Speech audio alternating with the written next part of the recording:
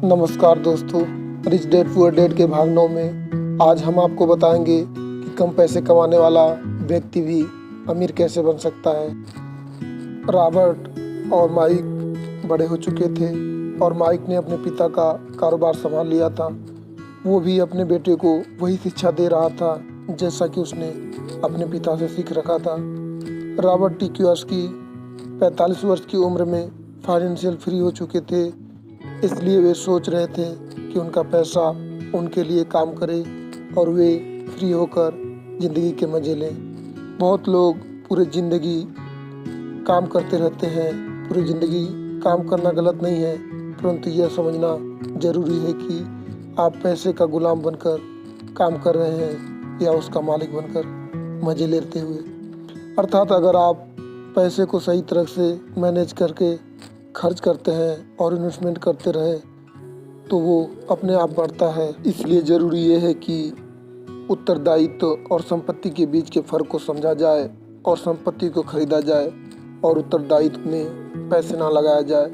अर्थात आप अपना पैसा खर्च करने के बजाय ऐसे जगह लगाएं जहां से पैसा दिन पर दिन बढ़ता जाए। आप आय और खर्च के लिए एक बैलेंस शीट बनाएं कि पैसा कहां से कितना आया और कहाँ कितना खर्च किया या इन्वेस्टमेंट किया, इसमें दर्ज करते रहें। अमीर लोगों के पास ज़्यादा पैसा होता है क्योंकि वे मूलधन पर भरोसा करते हैं। वही गरीब लोग मूलधन को ठीक से समझ नहीं पाते। इसलिए केवल शिक्षित होना ज़रूरी नहीं बल्कि उसके साथ वित्तीय शिक्षित होना भी चाहिए। आपने देखा होगा कि आपके घर परिवार रिश्तेदारों में कुछ लोग बहुत मेहनती होते हैं और पैसे भी खूब कमाते हैं, लेकिन वे अपने उत्तरदायित्व पर खर्च कर देते हैं। इसलिए आय और खर्च का चार्ट बनाकर देखिए कि आप कितना कमाते हैं, कितना सेविंग करते हैं और कितना खर्च करते हैं। तब आप देख पाएंगे कि आप कितना सेविंग करते हैं, कितना बिना ज़रूरत के खर्च कर देते हैं और आपको इस पर कितना कंट्रोल करने की ज़रूरत है। बहुत से लोगों को देखा जाए तो उनका लक्ष्य होता है हम डॉक्टर, इंजीनियर, वकील और पुलिस बनेंगे और वे बन चुके हैं, पर आज भी वे पैसे के लिए संघर्ष कर रहे हैं। अर्थात अगर आप बिना वित्तीय शिक्षा प्राप्त किए आप कितना भी पैसा कमा ले, वे उत्तरदायित्व पर खर्च हो जाएंगे। दरअसल लोगों को लगता है कि ज़्यादा पैसे कमाने से आदमी अमीर हो जाता है, लेकिन रॉबर्ट टी कियोसाकी कहते हैं कि अमीरी एक सोच है, अपने पैसे को सही जगह खर्च करने की समझ है, पैसे के पीछे न भागने की सोच है। अमीरी तब है जब पैसा आपके लिए काम करे। इसलिए आप हमेशा याद रखें कि पैसा अमीर नहीं बनाता, उसे सही जगह इन्वेस्टमेंट करना और संभाल कर खर्च करना ही आपको अमीर बनाता है। अर्थात अमीरी वो नहीं है कि आप कितना पैसा कमाते हैं, अमीरी वो है कि आप कितना पैसा बचा पाते हैं। रॉबर्ट के पिता ने बताया कि हम अपने लिए काम छोड़कर बाकी सबके लिए काम करते हैं। वो टैक्स भरने के लिए सरकार के लिए काम करते हैं। जहाँ वे नौकरी करते हैं वहाँ वे उस कंपनी के लिए काम करते हैं और वे ये सब हम इसलिए करते हैं क्योंकि हमें स्कूल से ऐसा ही सिखाया गया है कि हम कर्मचारी बने, मालिक नहीं। अर्थात जैसा हम पढ़ते हैं वैसा बनते हैं। अमीर बनने के लिए नौकरी नहीं, बिजनेस की ज़रूरत है। फिर भी आप चाहें तो नौकरी से भी अमीर बन सकते हैं, लेकिन इसके लिए आपको आपके बैलेंस शीट के हिसाब से चलना होगा, यानी अपने खर्च को कंट्रोल कर पैसे को सही जगह इन्वेस्ट करना होगा। अर्थात उसको ऐसे जगह बिजनेस या किसी चीज़ में लगाएं जहां आपकी ज़रूरत ना हो और वो पैसा आपके लिए काम करता रहे। आप रियल इस्टेट, स्टॉक मार्केट या अन्य कई पैसों को इन्वेस्ट कर सकते हैं।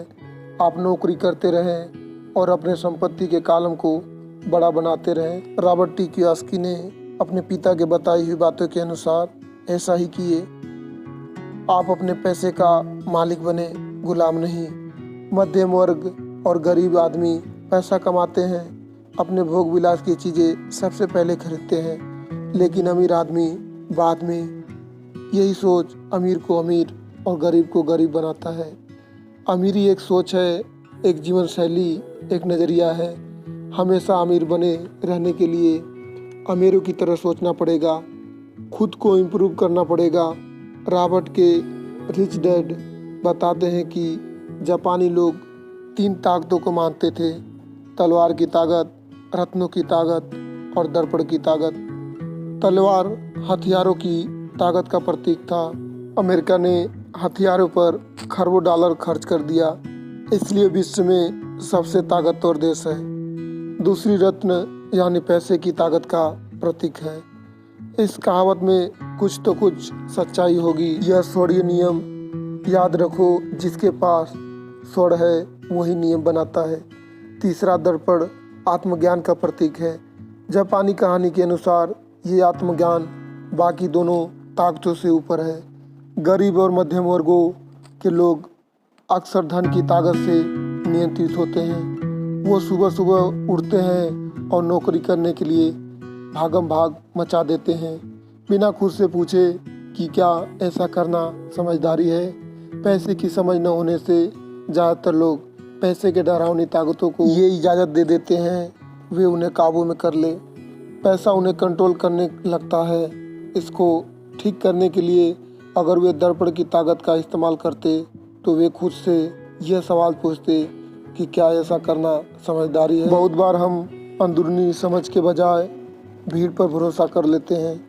कोई काम इसलिए करते हैं कि बाकी लोग भी ऐसा काम कर रहे हैं। सवाल पूछने के बजाय हम नकल करने लगते हैं। अक्सर नासमझी के कारण वही दोहराने लगते हैं जो हमें सिखाया गया है। और इस तरह के विचार की आपका घर आपका सबसे बड़ी संपत्ति है, निवेश है। अगर आप ज़्यादा कर्ज लेते हैं तो आपको ज़्यादा टैक्स में छूट मिलेगी। अच्छी तथा सुरक्षित नौकरी खोजना, ऐसा हम भीड़ की बात सुनकर करने लगते हैं, खतरे नहीं उठाते हैं। मनोवैज्ञानिक कहते हैं कि बहुत सारे लोग सामान्य स्टेज पर बोलने से इसलिए डरते हैं क्योंकि सोचते हैं कि कहीं उनकी बुराई होगी, लोग उनके ऊपर हंसेंगे, वे अकेले रह जाएंगे, लोग उनसे दूर हो जाएंगे।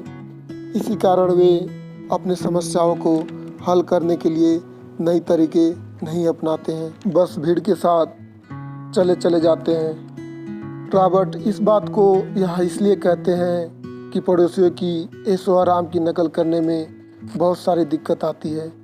पैसों की समस्या पैदा हो जाती है, वो उनका तरीका है। हम उनके जैसा करना चाहते हैं तो समस्याओं से घिर जाते हैं और तब हमें ज़रूरत होती है आईने की यानी दर्पण, जो हमें ये बताए कि हमें क्या करना चाहिए। अगर आपको ऑडियो अच्छी लगी है दोस्तों तो लाइक, शेयर, कमेंट और चैनल को सब्सक्राइब करना न भूलें।